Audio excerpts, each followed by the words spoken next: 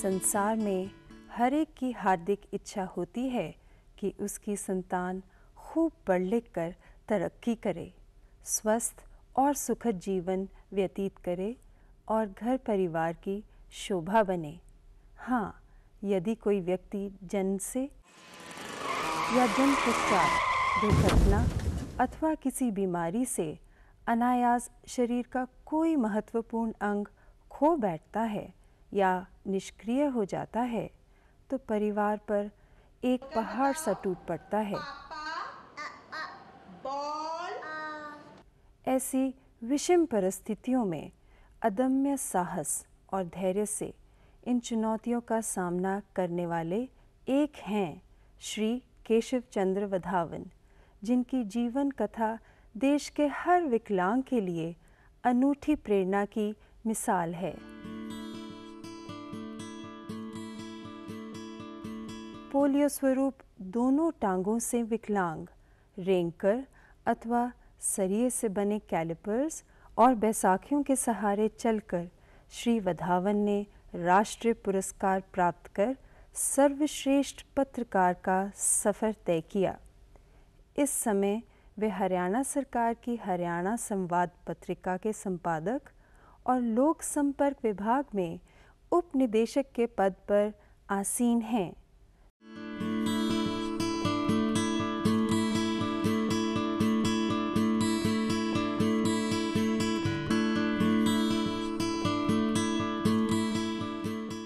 श्री वधावन के अनुसार सबसे पहले चाहिए घर वालों का सहयोग।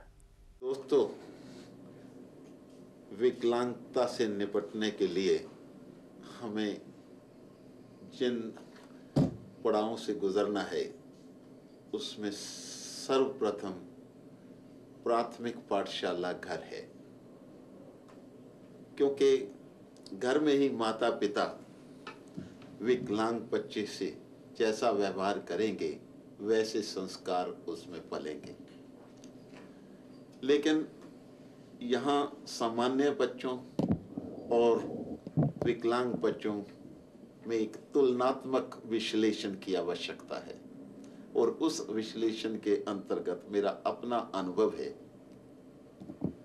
कि विकलांग बच्चे से स्नेह दुलार की अपेक्षा उसे पांव पर खड़ा करने के लिए साधन उपलब्ध कराए जाए, ऐसा रास्ता मुहैया करवाया जाए जिससे वे अपने दूसरे साथियों सहयोगियों से अपने को कमजोर या हीन ना समझे। माता पिता का कर्तव्य है कि ऐसे बच्चे को विकलांग समझ करके तनिक भेदभाव की नीति से दूर रहकर उसे घर में शिष्टता और सभ्यतापूर्ण व्यवहार का एक अच्छी भूमिका अदा करने में तैयार करे। ऐसे बच्चों के माता पिता से अपेक्षा है कि भले ही उन्हें अन्य सामान्य बच्चों की अपेक्षा अधिक राशि व्यय करनी पड़े, तो वे इससे झिझके नहीं, ये उनका कर्तव्य है। स्वास्थ्य की देखरेख तो करनी ही चाहिए, इसमें कोई शक नहीं। विकलांग बच्चे का उपचार भी करवाया जाना चाहिए, चाहे वो टांग का है, बाजू का है या किसी और शरीर के अंग का है। इसके साथ ही जरूरी है कि हम अच्छे अच्छे उदाहरण और मिसालें बच्चों में पैदा करें। अमेरिका के राष्ट्रपति रूजवेल्ट जो विकलांग थे, उनकी मिसाल मेरे सामने आई। हेलन कीलर जो दृष्टिहीन मूक बधिर होकर भी अंतर्राष्ट्रीय स्तर की कवित्री बनी। लुइस ब्रेल जिन्होंने दृष्टिहीनों को ब्रेल लिपि से दृष्टि दी, उनके उदाहरण जब मेरे समक्ष आए तो मैंने सोचा कि मैं भी सामान्य क्या ऐसे महान व्यक्तियों में से एक बनने के लिए अपना पुरजोर प्रयास करूंगा। ये एक आत्म प्रेरणा है। ये प्रेरणा तभी प्रस्फुटित होती है जब हमारे समक्ष इस तरह का साहित्य, इस तरह की मिसालें, इस तरह की जीती जागती दर्पण रूपी बातें प्रस्तुत की जाएं तो यकीनन विकलांग बच्चा अपने को विकलांग नहीं समझ सकता। मेरी यही अपेक्षा है माता पिता से कि वे ऐसे बच्चों के प्रति विशेष स्नेह दुलार और अपने विशेष कर्तव्य को समझें, तभी हम उनको सही दिशा में मोड़ सकते हैं।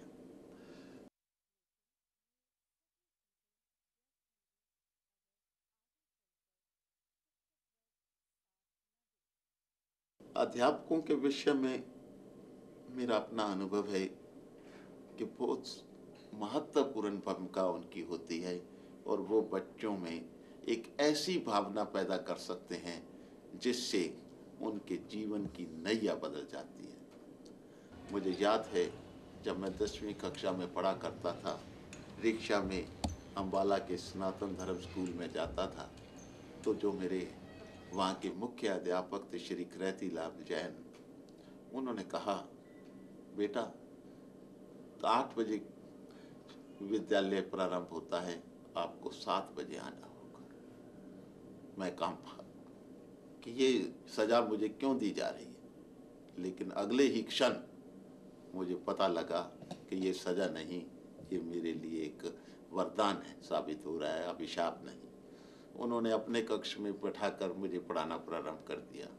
परिणाम ये हुआ कि मैं अपनी कक्षा में दूसरे सामान्य बच्चों से बेहतर साबित हुआ और उसमें योगदान था मेरे मुख्य अध्यापक का। अपेक्षा है कि ऐसे बच्चों को अधिकतम शिक्षा दिलवाने के लिए ऐसे विद्यालयों में दाखिल कराया जाए जहां उनका आना जाना संभव हो और अध्यापकों तथा अन्य शिक्षक वर्गों से ये कहा जाए कि वे इनसे सामान्य व्यक्तियों के साथ ही उनके समान ही व्यवहार करें। ऐसा करने से ये संभव हो जाता है कि उन बच्चों में हीन भावना पैदा नहीं होती और वे शिक्षा अर्जित करने में अधिक दिलचस्पी ले सकते हैं। मैंने बाल्यकाल से लेकर के जनसंचार संस्थान तक अपनी शिक्षा अर्जित करते हुए विद्यार्थियों का नेतृत्व किया है, उनकी विभिन्न गतिविधियों में सक्रिय भाग लिया है। डिक्लेमेशन कंटेस्ट है, कविता प्रतियोगिता है, कहानी प्रतियोगिता है, उसमें भाग लिया है, सांस्कृतिक कार्यक्रमों में भाग लिया है, भाषण प्रतियोगिता में भाग लिया। परिणाम ये हो जाता है कि सामान्य बच्चे दिल से ऐसे बच्चों का सम्मान करने लगते हैं, प्यार करने लगते हैं और वह सहयोग और सहायता की भावना के लिए उमड़ जाते हैं। एक बहुत महत्वपूर्ण परिवर्तन की जरूरत है हमारे अध्यापक वर्ग के कर्तव्यों में। अध्यापक वर्ग कभी भी विकलांग बच्चों को जिन अन्य गतिविधियों में हिस्सा लेने के लिए सामान्य बच्चों को आमंत्रित करते हैं, वो संकोच ना करें। उन्हें भी कहें कि वो भाषण प्रतियोगिता में हिस्सा लें, उन्हें भी कहें वाद विवाद में आएं, उन्हें भी कहें खेल कूद में आगे आएं। संयुक्त गणराज्य अमेरिका के राष्ट्रपति आइजनहोवर ने एक बार कहा था, विकलांग वे व्यक्ति हैं जो विकलांगों के प्रति अपना कर्तव्य नहीं समझते। सच, इसमें बहुत वजन है इस बात में। यदि अध्यापक वर्ग, अध्यापक जगत ये समझ ले कि उनके पास पढ़ने आया विकलांग बच्चा अन्य बच्चों से बेहतर साबित हो सकता है और इसको बेहतर साबित करने के लिए उसकी भूमिका का भी कुछ महत्व है, तो मेरा विचार है कि इससे उस बच्चे की भावनाओं में, हृदय में परिवर्तन के लिए एक सराहनीय भूमिका अदा होगी। ऐसे बच्चों से भी अपेक्षा है कि वे अपना भविष्य संवारने के लिए, अपने आप को बेहतर बनाने के लिए, प्रगति करने के लिए और जीवन की इस होड़ में पीछे न रहने के लिए वे भी अपनी मानसिकता में परिवर्तन लाएं और अपने को सामान्य बच्चों से कम न समझें और अपने से बड़ों का आदर करें और विशेष करके शिक्षकों द्वारा दी गई शिक्षा और दीक्षा का मन से उसका पालन करें। घर वालों और शिक्षकों के साथ चाहिए समाज का कर्तव्य और थोड़ी सी सहानुभूति। समाज की विचारधारा कम से कम मेरे 54 साल की इस आयु में आज तक बदली नजर नहीं आई। बहुत संकुचित विचारधारा है। सोचने का नजरिया बड़ा छोटा है।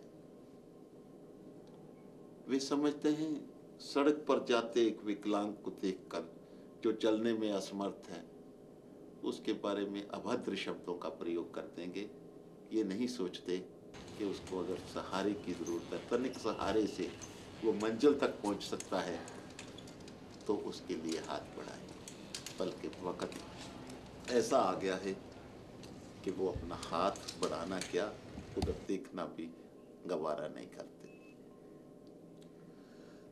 ऐसी सोच जब तक रहेगी, निश्चित रूप से समाज उन विकलांगों के प्रति अपने कर्तव्य को नहीं निभा पाएगा।